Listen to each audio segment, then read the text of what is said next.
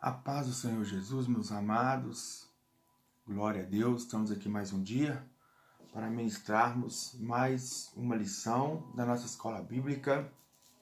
Louvado seja Deus por isso, amém? Para quem não me conhece,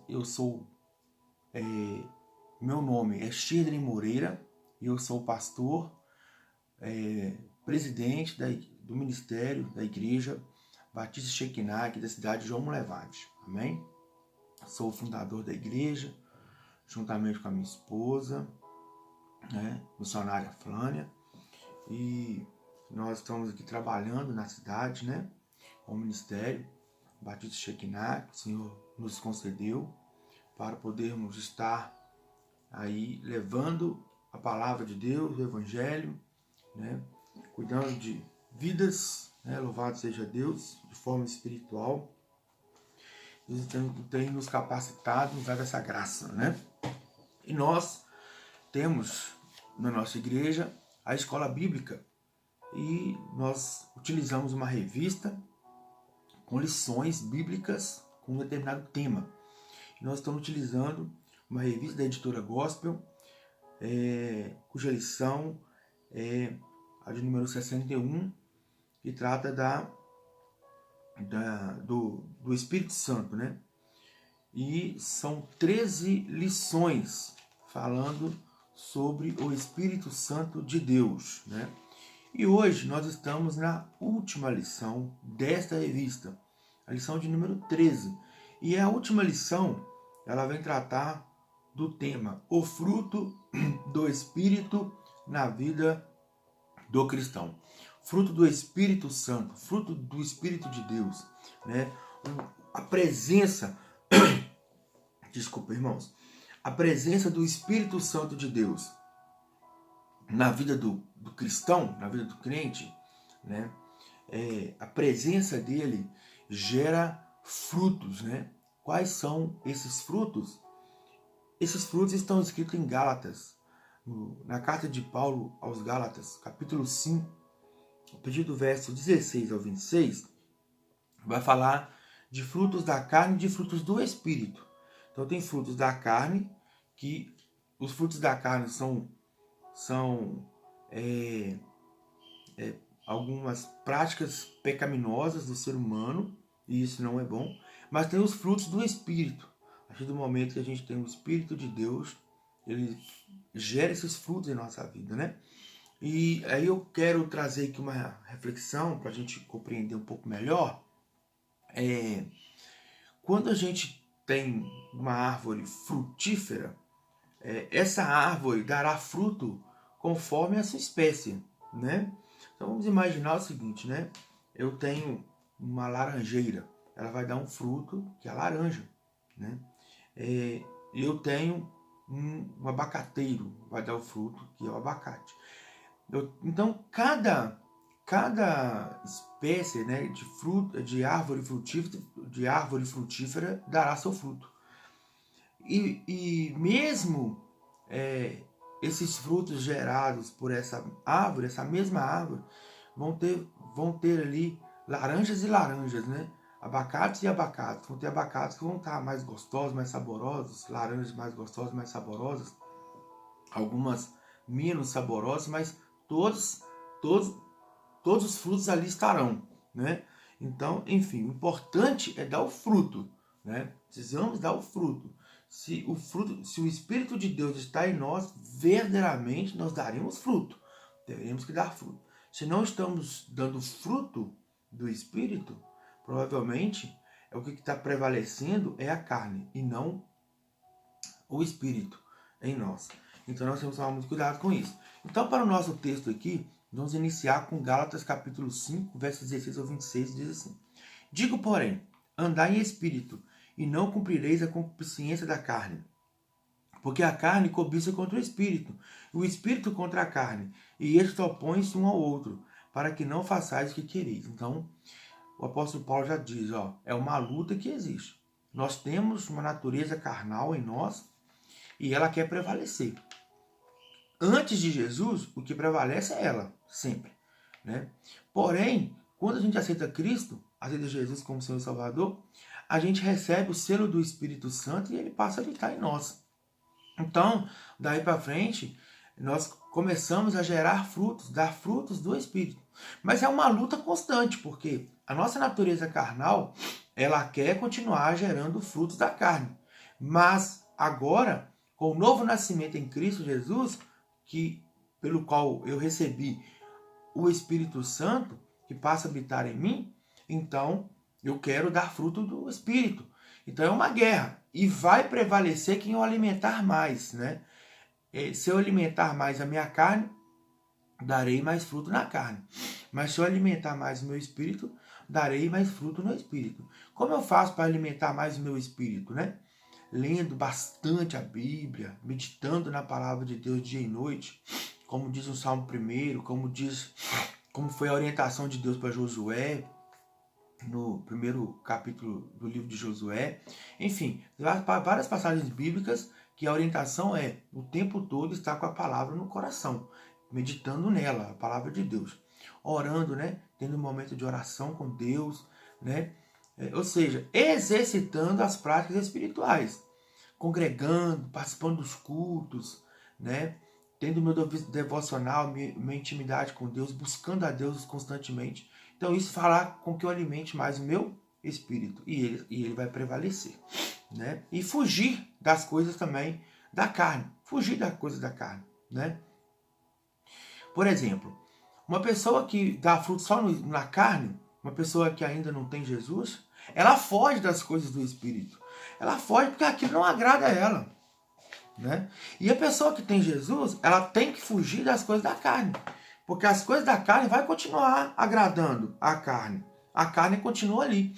Então, agora cabe a mim escolher quem eu vou agradar mais, o espírito ou a carne. Escolha o espírito, porque vai ser melhor. Vai ser vida e paz para você. Amém? Então, continuando aqui a leitura, mas, versículo 18. Se sois guiados pelo espírito, não estáis debaixo da lei. Porque as obras da carne são manifestas, as quais são, olha para você ver, as obras da carne. Eu não vou ficar aqui falando de uma por uma, só vou ler e você é inteligente, você já vai saber o que são.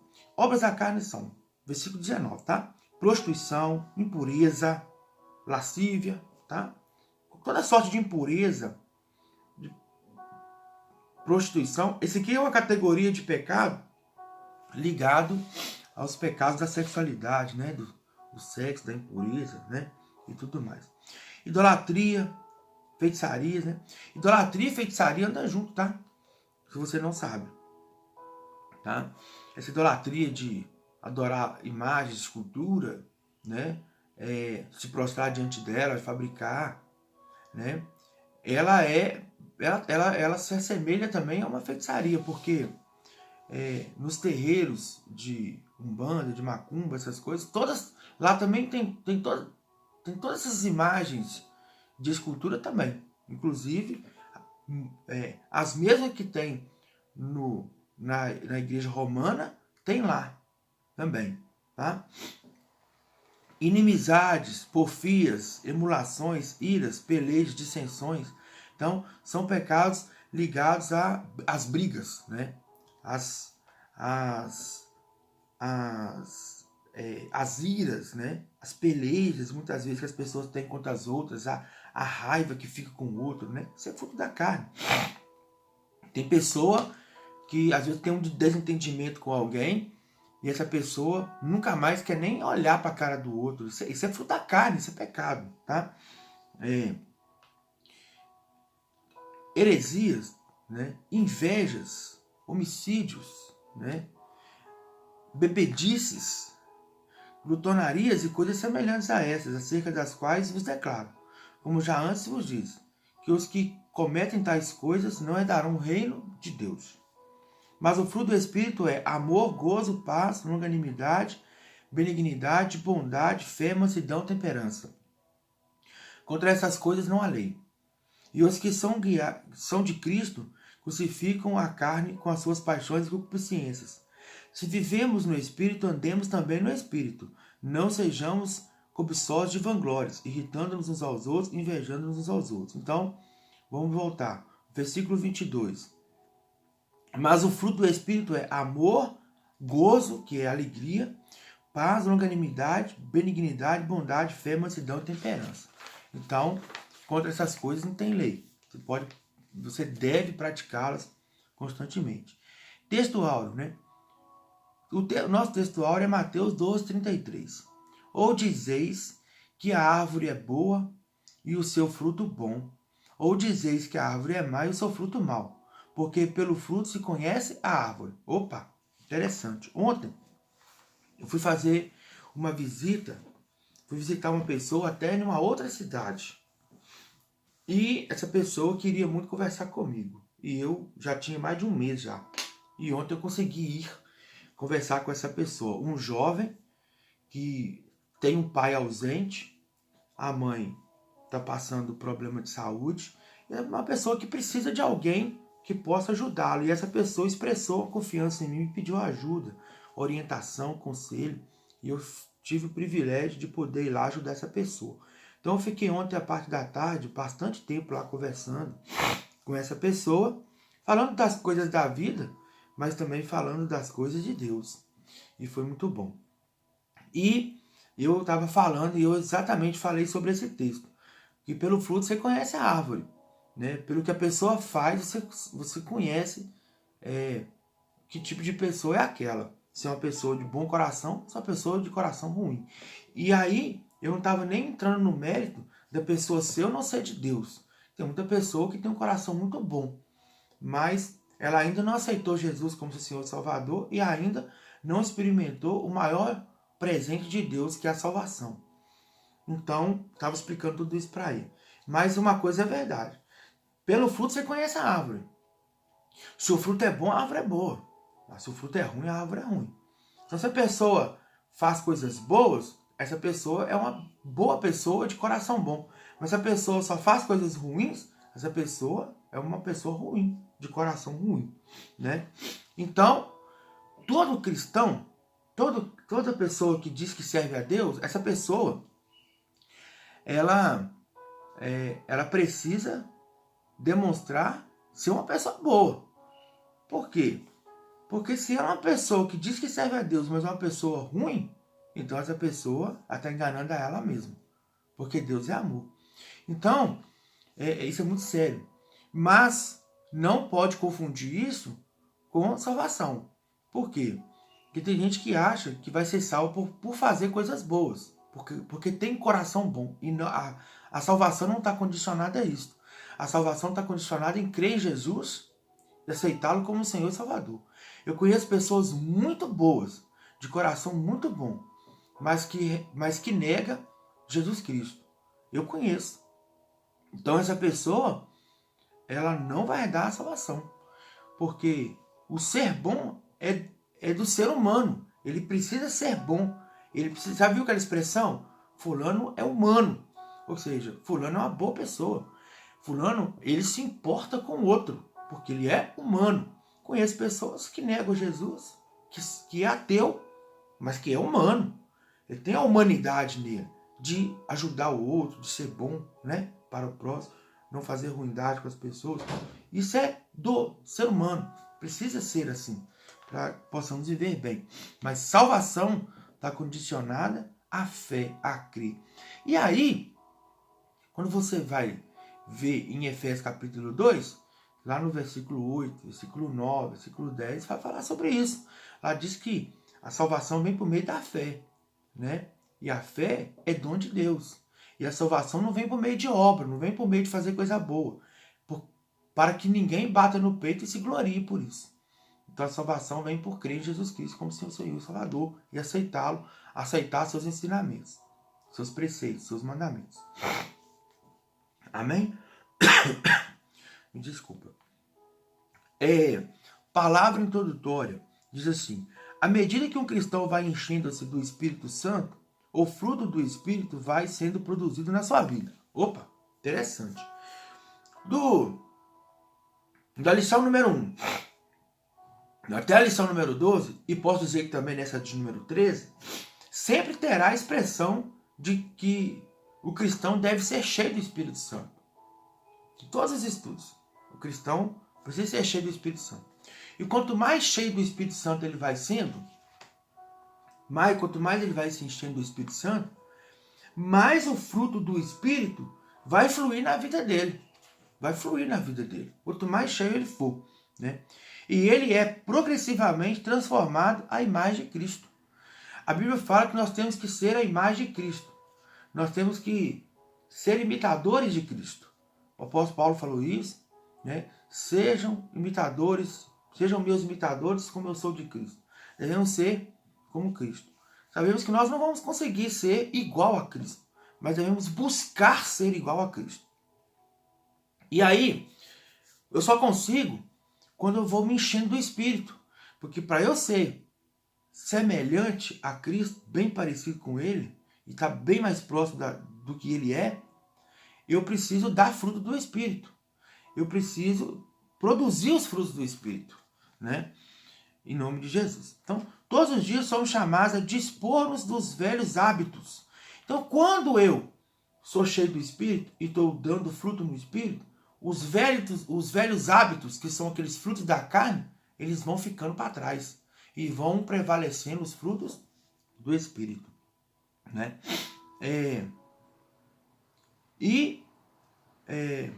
Eu vou deixando os velhos hábitos e assumir a condição de filho de Deus, tendo Jesus como nosso modelo.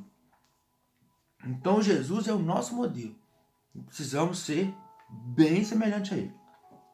Contudo, não podemos fazer isso pelo nosso próprio poder. A gente não consegue por nós mesmos. A gente não consegue. Dependemos do Espírito Santo para alcançar este propósito. E é verdade. Dependemos totalmente dele. Sem ele a gente não consegue. Mas com ele a gente consegue sim, tá? Aliás, essa é a obra dele em nós. Uma vez que estejamos cheios do Espírito Santo, teremos agregadas à nossa pessoa as características do Filho de Deus.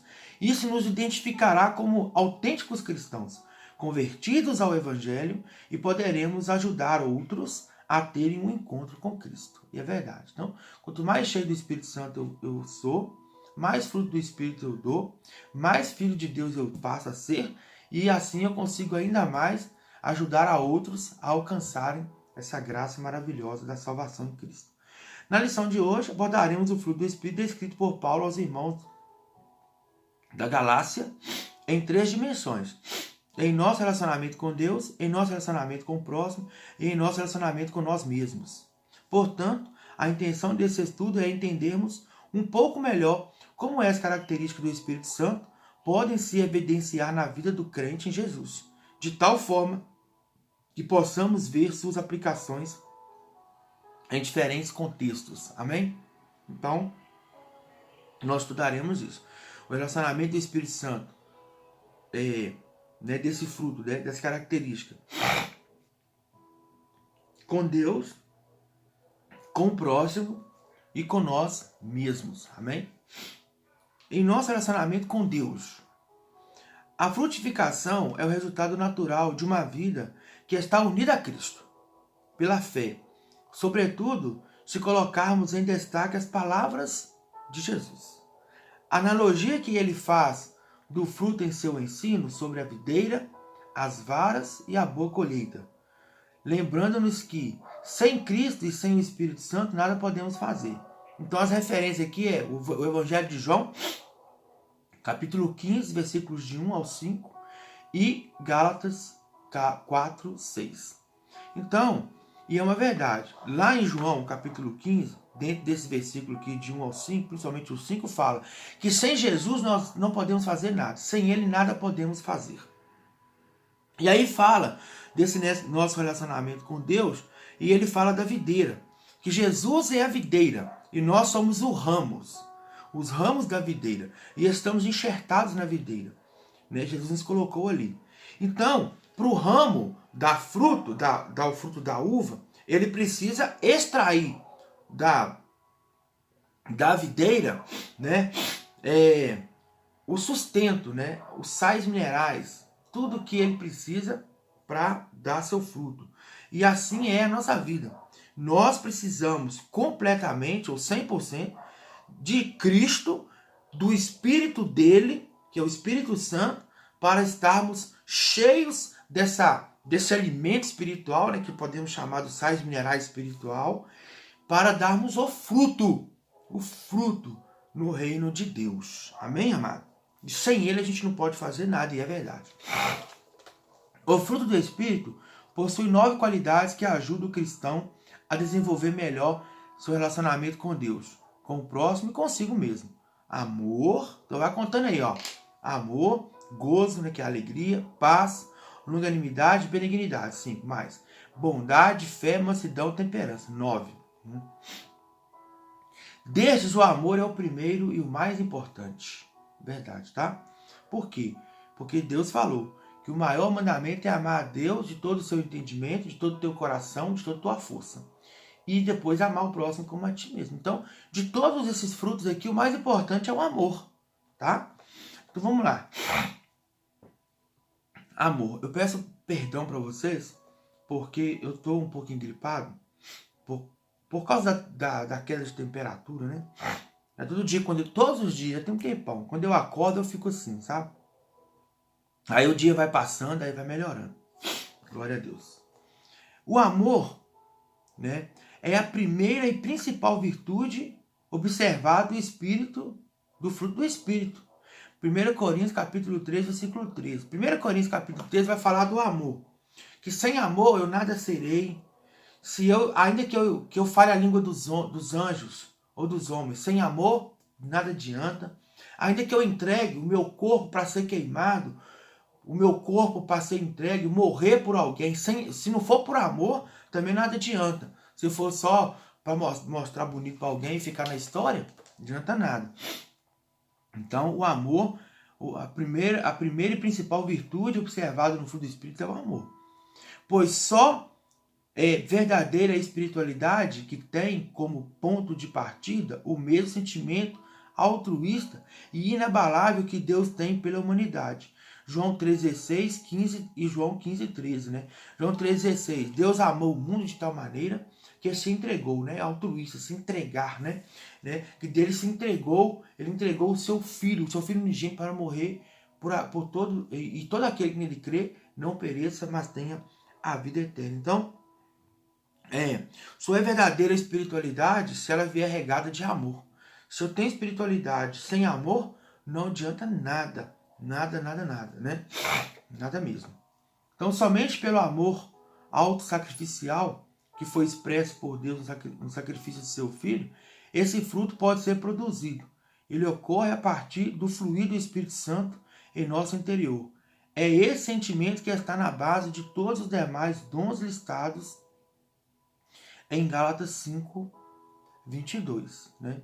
Então, o amor é a essência de tudo, né? De tudo. Por exemplo, tem pessoas que ajudam o outro por interesse, não por amor. Tem pessoas que fazem certas coisas não por amor, mas por interesse, para mostrar bonito, por conveniência, enfim, por tantas coisas, mas não por amor. Então, sem amor, nada adianta. Então, quando a gente se enche do Espírito Santo, a gente fica cheio do Espírito Santo, a gente ama mais. A gente ama mais, muito mais. Né? Então, por isso é fruto do Espírito. Precisamos ser cheios do Espírito para que possamos amar cada vez mais. Alegria, que é gozo, né? Alegria ou gozo significa regozijo, satisfação, os quais são motivados pela presença viva do Espírito Santo. Cristãos frutíferos não perdem tempo com infinitas reclamações ou queixas, alicerçados na certeza da salvação, proporcionada por Jesus. Eles se mostram contagiados pelo prazer de estar em comunhão com Deus e pela certeza de que estão cumprindo a sua vontade. Filipenses 4, 4. Atos, capítulo 13, versos 50 a 52. Mas olha que interessante. O cristão cheio do Espírito Santo, ele não fica perdendo tempo com reclamações e murmurações. Eu fui ontem fazer uma visita, conforme eu já falei, e esse jovem, ele trabalha no supermercado, ele ganha um salário mínimo. Como eu falei, o pai é ausente e A mãe está doente, a mãe está em depressão e tudo. E então ele, esse jovem, ele está mantendo a casa. E ele assim, e ele falou uma coisa comigo tão interessante, ele falou assim: ô Children, eu não vou ficar reclamando da minha situação. Eu não vou reclamar da minha situação. Mas eu também não vou me conformar com ela. Eu quero transformação. E eu achei tão bacana, e ele quer estudar, ele quer muito estudar. Ele quer fazer curso superior e tudo. E eu quero ajudá-lo, Não sei como. A primeira ajuda é em oração. Mas como ele é formado em técnico mecânico, mas nunca trabalhou na área, eu disse para ele: não, prepara seu currículo, vamos tentar te ajudar. Manda para mim que eu vou tentar te ajudar. E vamos fazer de tudo para você conseguir alguma coisa. E tô assim, de preferência, tentando trazer ele para aqui, para Monlevade.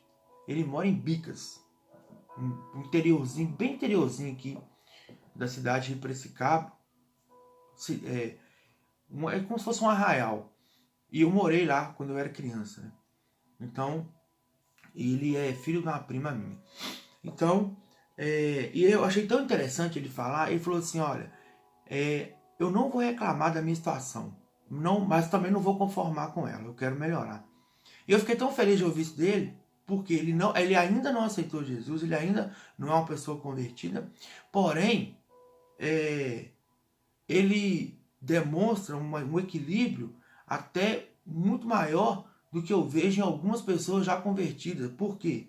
Porque eu vejo pessoas convertidas que reclamam tanto das coisas, murmuram tanto das coisas. Eu tenho uma pessoa na minha família, não vou falar quem, é claro. Essa pessoa, ela recebe apostadoria, pensão, mora sozinha, não tem um pardal para tratar, não paga aluguel, ainda tem alguns aluguéis que recebe ainda. E essa pessoa vive reclamando da vida. Essa pessoa não consegue, por mais que eu já tenha tentado demonstrar para essa pessoa como a vida dela é maravilhosa, não falta nada, já é convertido e tudo. Já tentei expor para essa pessoa o tanto que ela pode viver alegre e feliz, principalmente porque ela tem Jesus, mas reclama tanto, ela não consegue ver aquilo de bom que está na vida dela. E aí eu chego perto de um rapaz desse, que está passando uma enorme dificuldade, só não está pior porque está trabalhando, graças a Deus, mas você pensa, recebe um salário mínimo, aí tem desconto, aí então pega menos que o salário mínimo, aí tem que pagar a luz, fazer a despesa da casa, comprar remédio para a mãe não aguenta trabalhar, irmão, não aguenta. Então eu quero ajudar, é muito difícil. Então eu vejo essa pessoa me dizendo: eu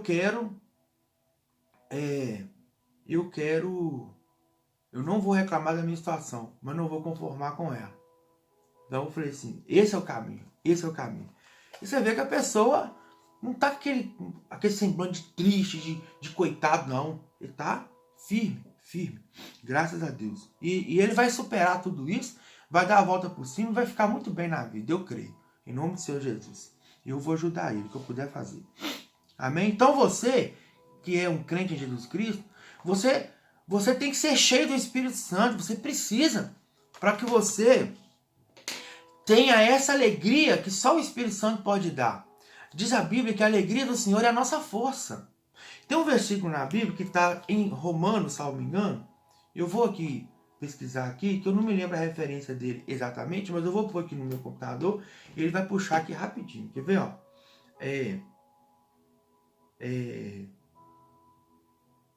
Paz, justiça e alegria no Espírito Santo.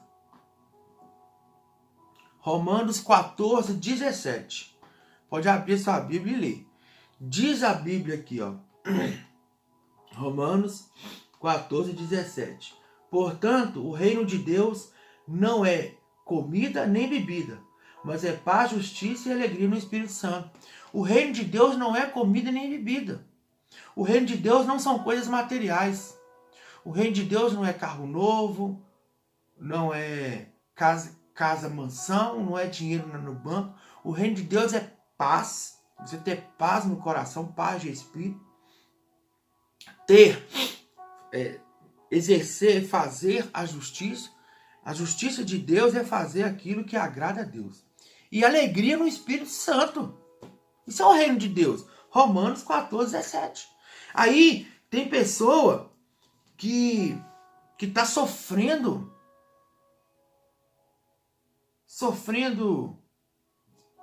depressão, que é uma tristeza profunda. Enche do Espírito Santo, você vai ver, você vai ser curado. Eu estou dizendo porque a Bíblia diz que é paz, justiça e alegria no Espírito Santo. Se está faltando alegria, está faltando ser cheio. Momentos de tristeza é normal, porque você é ser humano. Você se entristecer porque perdeu um ente querido, você se entristecer porque ficou desempregado, você se entristecer porque, sei lá, N situações em sua volta. Mas essa tristeza ela é muito momentânea, porque o Espírito Santo ele logo traz a alegria. Até porque a Bíblia diz isso. O choro pode durar uma noite, mas a alegria vem no amanhecer. Por quê? Porque é o Espírito Santo, a presença dele ali, né? Então, seja cheio do Espírito Santo, você vai ver. Ele vai te mostrar tudo de bom que está cercando você e você vai ter motivo só para alegrar. Paz. O termo paz significa concordância, harmonia, reconciliação, né? João 14, versículo 25 e 26, João 16, 32, Romanos 15, 13. Esse aspecto do fruto do Espírito é independente das situações da vida terrena. Devemos tanto viver em paz como promover a paz. Mateus 5:9, 1 Tessalonicenses 5:13. Fala assim, olha, quando estiver em vós, tenha paz com todos os homens. Está no Evangelho. Quando estiver em vós, tenha paz com todos os homens. Olha que interessante, né? Quando estiver em vós, tenha paz com todos os homens. Olha, isso é importante demais. Por quê? Isso significa dizer o seguinte: o que depender de você, tenha paz com todos os homens. É assim que eu vou pegar a referência para você. No que depender de vós, tende paz com todos os homens. Romanos 12, 18. Se possível, quando depender de vós, tende paz com todos os homens. O que depender de mim, eu preciso ter paz com todos. E o que isso significa? Isso não quer dizer, não briga com ninguém. O bom é que você não brigue mesmo, porque isso é fruto da carne.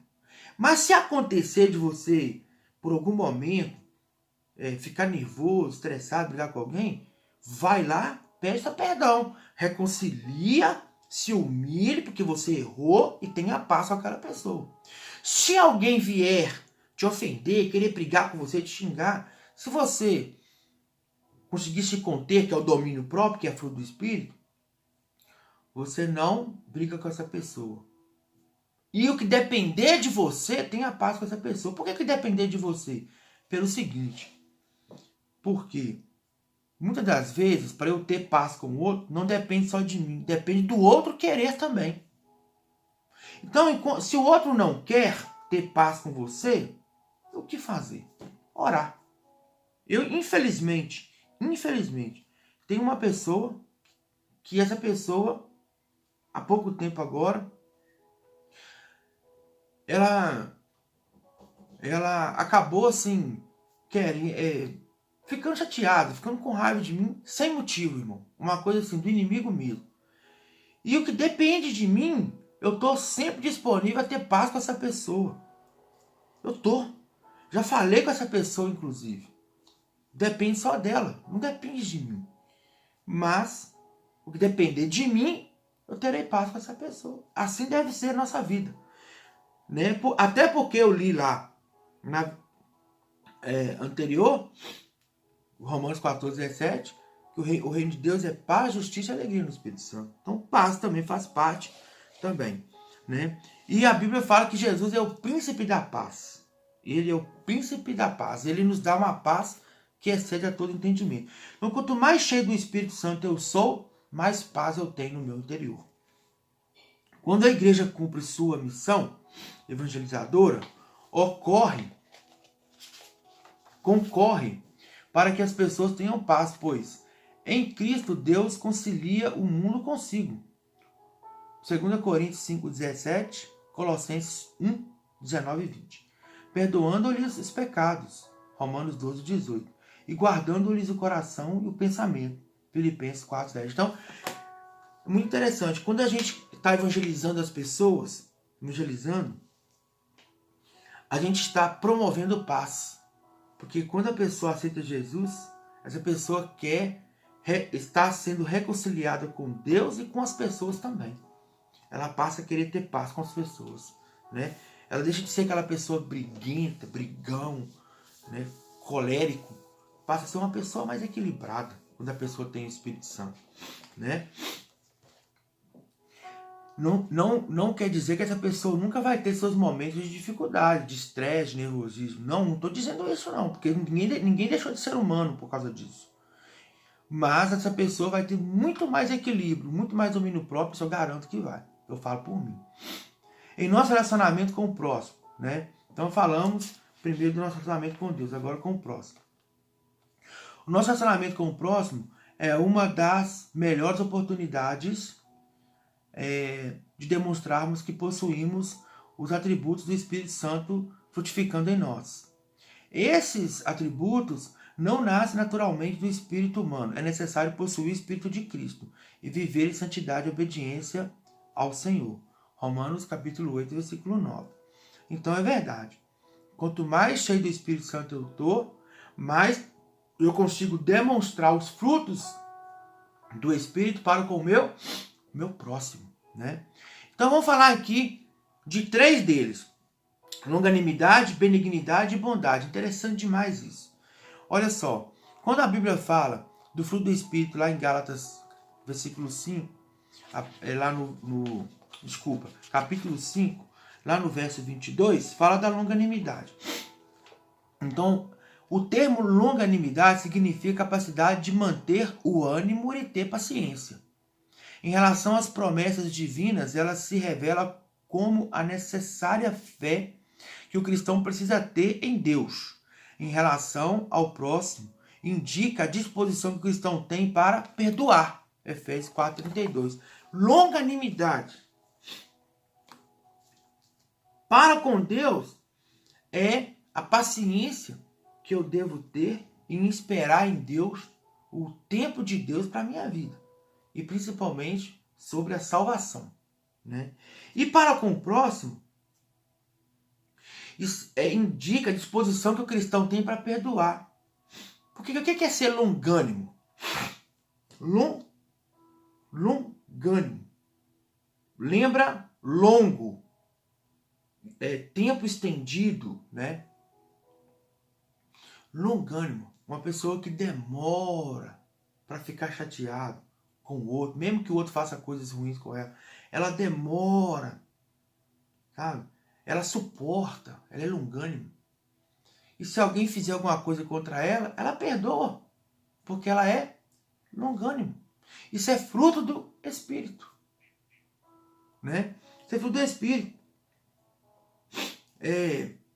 Uma pessoa que longânimo, né? Uma pessoa se levanta contra o outro.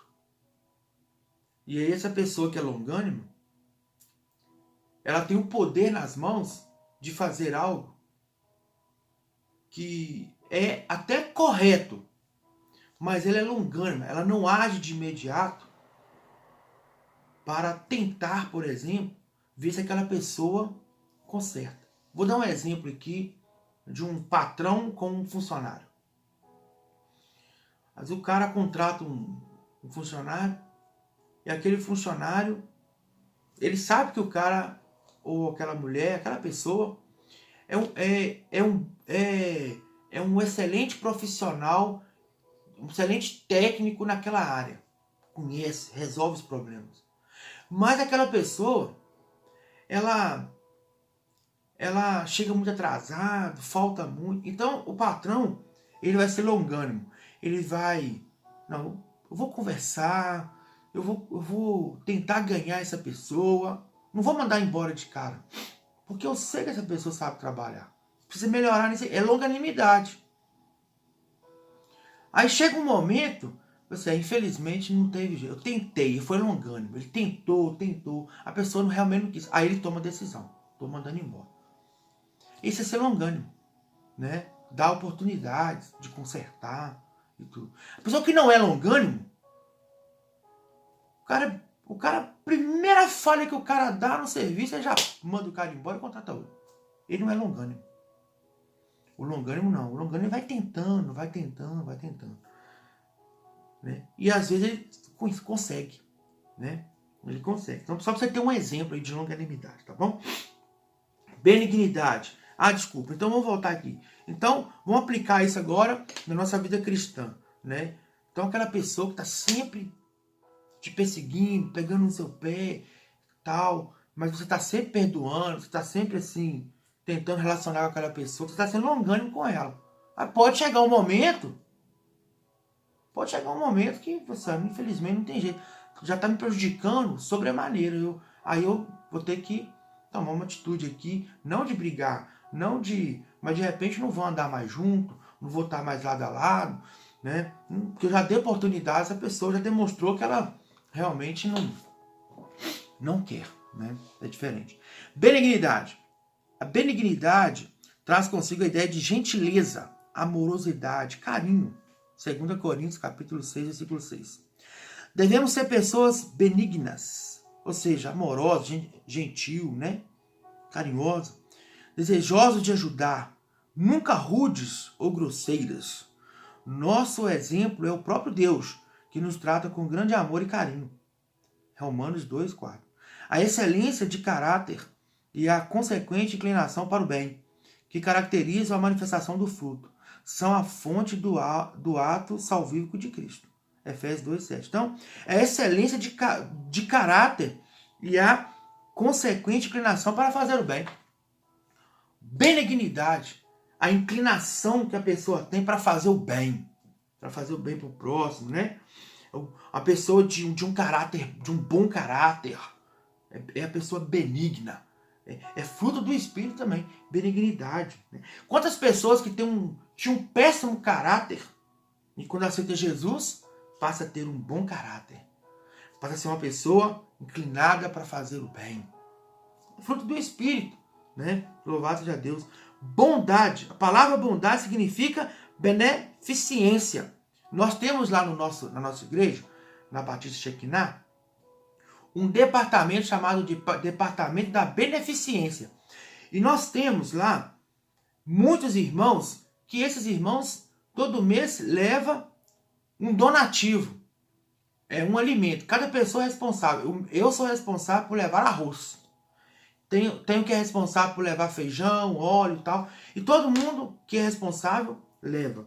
E nisso a gente faz cesta. Ontem mesmo a gente deu cesta básica lá para algumas pessoas. Ontem eu estive no templo, na sede, orando pelas pessoas, recebendo os donativos, mantimentos para fazer a cesta. Entregamos cesta para algumas pessoas. Acho que ontem foi só para uma família só.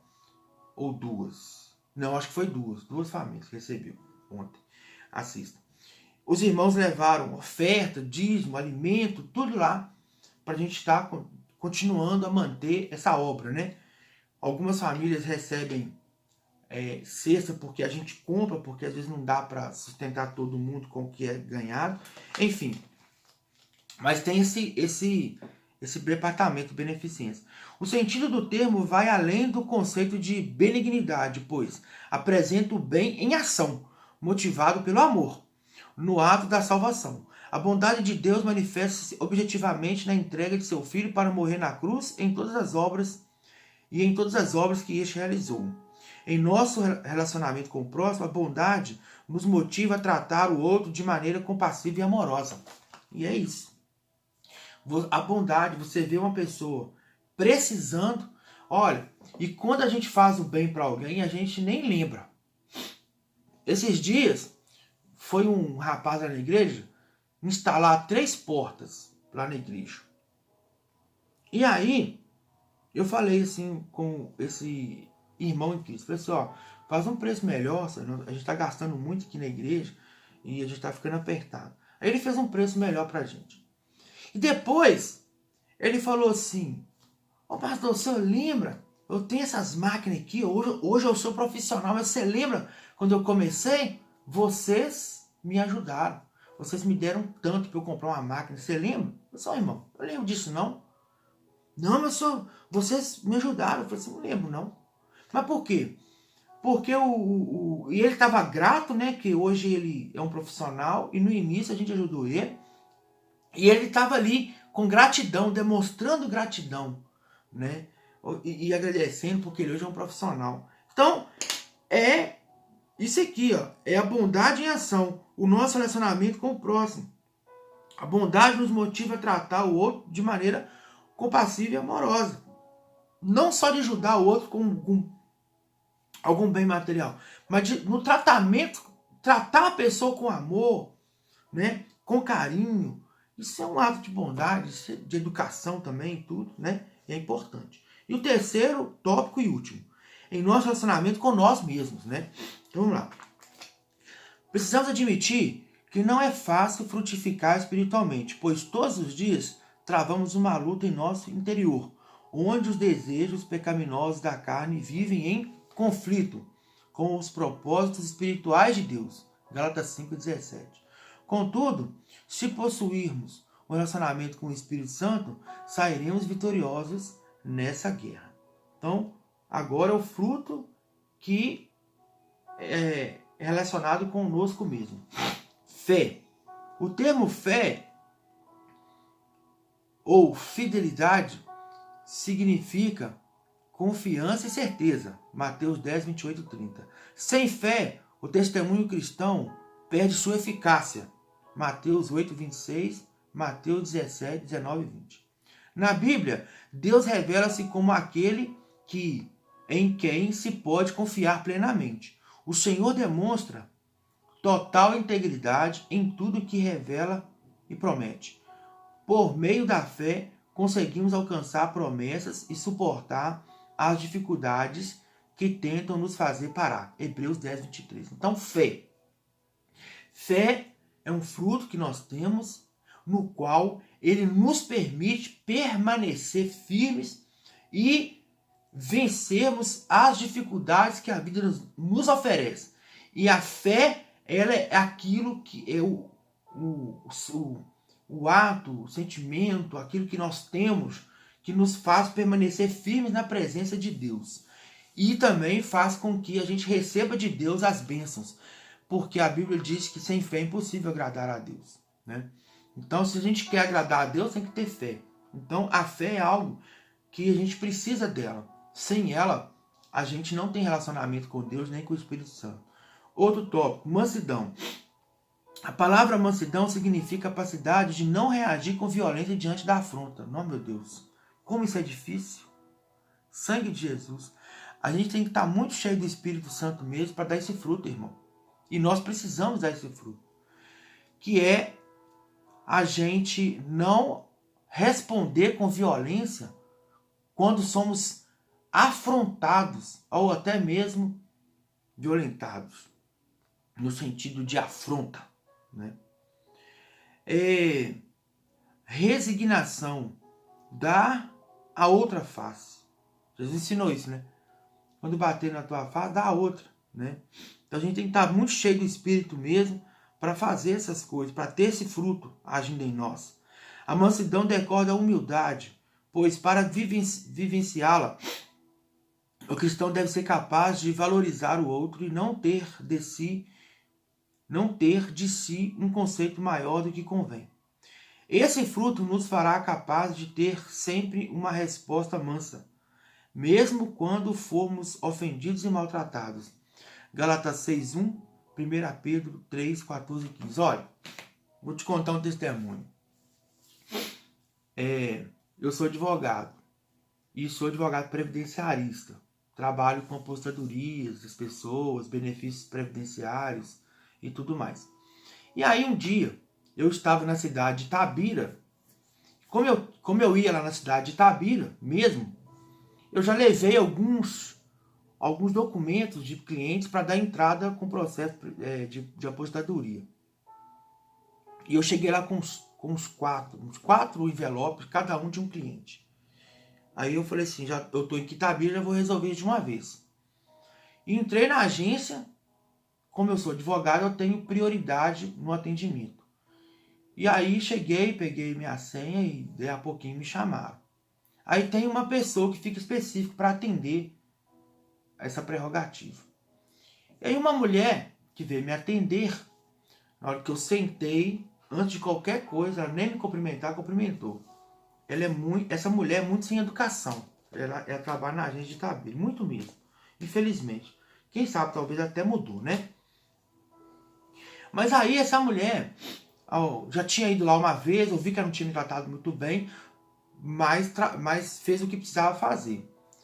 E eu sentei lá e ela começou a me questionar por que eu estava ali. Eu falei assim, eu estou aqui porque aqui é uma agência da Previdência e eu vim protocolar 4 pedidos de aposentadoria. E ela disse assim, mas com muita arrogância, eu não vou imitar a arrogância dela aqui não, mas pensa numa pessoa arrogante sem educação. Ela só faltou gritar. Ela não estava gritando, ela não estava, mas estava sendo extremamente arrogante sem educação comigo. Até a feição dela demonstrava isso claramente. E ela falou comigo assim, por que você não fez esse molevade? Eu falei assim, eu não fiz porque eu estou aqui em Itabira e eu já vou otimizar meu tempo. Já estou aqui, sabia que eu ia vir aqui, já trouxe tudo para fazer aqui mesmo. Ela falou assim, mas... irmão, ela falou um tanto de coisa lá, com muita falta de educação, sabe? Nossa, tem que ver, que coisa. Eu fiquei assim, bem mal assim na hora, mas na hora eu senti uma alegria dentro de mim, que era o Espírito Santo agindo. Aí, depois que ela falou bastante, encheu o saco mesmo, sabe? Falou muita coisa assim, eu virei pra ela e disse assim, sabe por que eu tô aqui, Rosângela? Eu estou aqui porque as pessoas dessa agência são tão bem educadas para me tratar, por isso eu preferi vir aqui. Na hora que eu falei assim com ela, ela entendeu o que eu estava querendo dizer para ela. Foi uma estratégia que o Espírito Santo de Deus me deu na hora. Irmão, daquela hora em diante, ela calou, ela não falou mais nenhum ar. Ela ficou caladinha. Ela ficou mais ou menos 1h30 me atendendo, fazendo os protocolos dos meus pedidos, não falou mais nada. Por quê? Deus me deu uma estratégia de falar com ela com a mansidão naquele momento, que eu me surpreendi comigo mesmo, mas eu sei que foi o Espírito Santo. Então, eu dei para ela aquela resposta, acho que ela ficou tão envergonhada, que ela calou. Calou na hora. Calou na hora. Eu pensei assim, vou fazer uma reclamação dela na ouvidoria, mas depois eu falei assim, não vou fazer não. Bobeira. Deixa. Quem sabe com essa ela aprende a tratar as pessoas melhor. Ela estava com raiva porque eu estava lá. Porque eu, como advogado, poderia ter feito isso pelo sistema digital e preferi ir à agência. Eu poderia ter falado com ela assim, olha, você tem a obrigação de me atender, você é funcionário, você está aqui para me atender, então você faz o seu trabalho e sem reclamar. Mas eu ia dar o direito para ela de ser igual, me rebaixar igual a ela? Não vou me rebaixar. Deixei ela... Não, ela falou muita coisa. Aí depois eu dei essa resposta e acabou. Foi o quê? Uma estratégia, foi uma mansidão que Deus me deu, foi um fruto do Espírito na hora, né? Temperança. O termo temperança significa domínio próprio, autodisciplina e autocontrole. O domínio próprio fecha a lista de dons porque ele resume as características de uma pessoa que não age segundo leis exteriores e limitadoras da liberdade pessoal. Antes, atua por consciência própria, somos instruídos pela palavra a dominar nossas paixões carnais, a dominar nossa língua, enfim, a dominar nossa índole pecaminosa. Então, Gálatas 5, 24, 2 Timóteo 2, 22, 1 Pedro 3, 10 e Tito 2, 12. Então, nós somos instruídos pela palavra de Deus a ter domínio próprio, dominar a língua, dominar a natureza pecaminosa, dominar a palavra, né? Dominar as paixões da carne. Então, nós somos instruídos a dominar. E para eu ter esse domínio, eu preciso ter a temperança junto e alinhada com a mansidão. Mas eu preciso ter temperança, ser uma pessoa temperada, ser uma pessoa equilibrada. E ter esse domínio, dominar. Não deixar ser dominado por coisa alguma, nem por nada. Mas, muito pelo contrário, nós é que devemos dominar. Conclusão. Nosso relacionamento com o Espírito Santo nos possibilita produzir o caráter de Cristo, ou seja, a frutificação de atributos que nos aproximam mais de Deus e proporcionam um melhor relacionamento com o próximo e com nós mesmos. Contudo, não há como reproduzir as características encontradas em Gálatas 5, 22 e 23, se não construirmos uma vida baseada em Cristo. Portanto, o fruto do Espírito é consequência de uma vida de obediência a Deus, santidade, oração e leitura da sua palavra. Exatamente. Irmão, sem fruto do Espírito, eu não tenho vida cristã. Para ter vida cristã, eu preciso ter fruto do Espírito.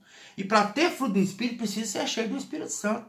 E para ser cheio do Espírito Santo, eu preciso dedicar tempo em oração com Deus, leitura da palavra de Deus, andar em santidade, em obediência ao Senhor. É um pacote. Amém? Então eu quero orar e abençoar a sua vida, profetizar para que você seja cheio do Espírito Santo. Senhor, meu Deus e Pai, em nome do Senhor Jesus, peço ao Senhor que abençoe essa pessoa que ora comigo, que receba a bênção e a graça do Senhor. Que essa pessoa tenha o desejo e a atitude na sua vida de ser cheio do Espírito Santo e produzir os frutos do Espírito. A mansidão, a temperança, a fé, a longanimidade, a benignidade, o amor. Meu Deus, que essa pessoa consiga andar em tua presença, ser cheio do Espírito Santo e frutificar, dar muitos frutos do teu Espírito. Em nome do Senhor Jesus. Amém. Então fique aqui o meu abraço para você, né? Sinta aí o abraço, né? Em nome do Senhor Jesus. Que Deus abençoe sua vida, sua casa, sua família, tá? E esse tema acabou, né? Essa revista aqui, ela acabou hoje, né? Então agora vai chegar a próxima revista que eu já pedi. E o próximo estudo vai tratar sobre os evangelhos. Nós vamos aprender um pouco sobre os evangelhos. Amém? Os evangelhos são 4, né? Evangelho de Mateus, de Marcos, de Lucas e de João. Nós vamos aprender um pouco mais sobre os evangelhos. E vai ser uma bênção, nós vamos crescer um pouco mais. Sabia que Lucas escreveu o evangelho de Lucas? Ele era médico daquele tempo, né? E existem evangelhos que são sinóticos, enfim, tem muita coisa boa para a gente aprender. E nós vamos aprender nessa próxima revista que vai chegar aí, em nome do Senhor Jesus. Que Deus abençoe você, tenha um dia abençoado, em nome de Jesus. Amém.